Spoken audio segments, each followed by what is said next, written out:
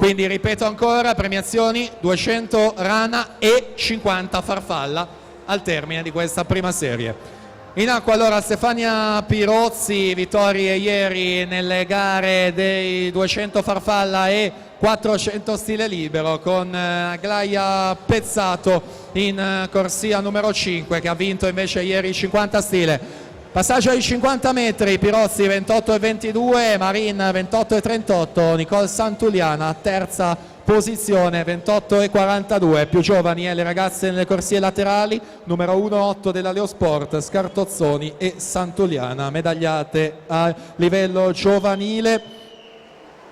Mentre di Stefania Pirozzi abbiamo detto dei suoi titoli assoluti, del suo titolo europeo di staffetta 4x2. Dunque Pirozzi 58,14, 29,92 i suoi secondi 50, Pezzato in seconda posizione 30,46, Marin 30,87.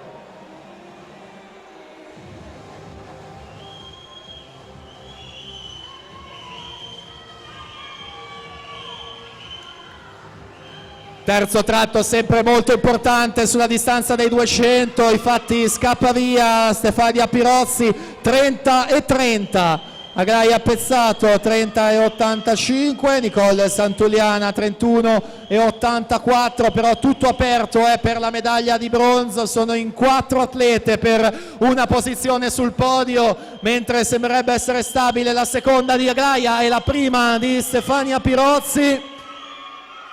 E quindi si vanno a completare questi due stile, terza vittoria al Meeting di Halloween, Stefania Pirozzi 1,58,77, Aglaia Pezzato 2,00,30 e quindi Lisa Angiolini si inserisce in terza posizione grazie all'ultimo tratto 2,2,97.